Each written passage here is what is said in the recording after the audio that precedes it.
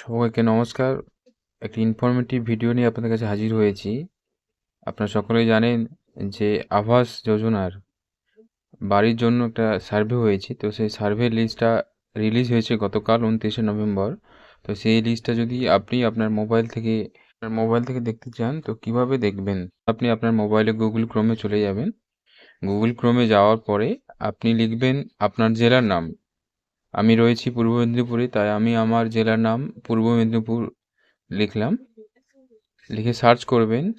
Search করার পরে আপনার জেলার অফিসিয়াল যে ওয়েবসাইটটা আছে সেই ওয়েবসাইটটা ওপেন হবে। পূর্ব মেদিনীপুর সাইটটা সার্চ করেছিলাম, তাই পূর্ব মেদিনীপুর সাইটটা ওপেন হয়েছে। সাইটটা ওপেন হওয়ার পরে ডান দিকে যে 3টে ডট রয়েছে এই ডটেতে ক্লিক করবেন। ডটেতে ক্লিক করার পর একটা ড্রপ ডাউন ওপেন হবে। এই ড্রপ ডাউনের নিচের দিকে আসবেন। নিচের দিকে দেখবেন নোটিসে ডান দিকে প্লাস সাইন রয়েছে, প্লাস সাইনে ক্লিক করবেন। প্লাস সাইনে ক্লিক করার পরে আরেকটা ড্রপ ডাউন ওপেন হবে। তার আন্ডার আপনি দেখতে পাবেন সার্ভে ফর রুরাল হাউজিং 2024-25। এইখানটাতে ক্লিক করবেন। ক্লিক করার পর আবার একটা নতুন পেজ ওপেন হবে এবং এই পেজটাকে স্ক্রল আপ করবেন। স্ক্রল আপ করে নিচের দিকে যাবেন। যে ব্লকে রয়েছেন সেই ব্লক থেকে সার্চ করবেন। এখানে প্রত্যেকটা ব্লক ওয়াইজ 3টে লিস্ট আছে। একটা হচ্ছে ইনঅ্যাক্টিভ, একটা এলিজিবল এবং একটা ইনএলিজিবল।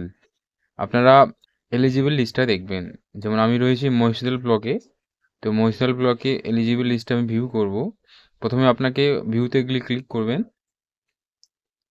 ক্লিক করার পরে পেজটা ডাউনলোড হবে। ডাউনলোড হওয়ার পর ওপেন হবে। এটা আপনি আপনার মোবাইলে পিডিএফ ভিউয়ার থেকে ওপেন করতে পারেন। পিডিএফ ভিউয়ার থেকে ওপেন করবেন।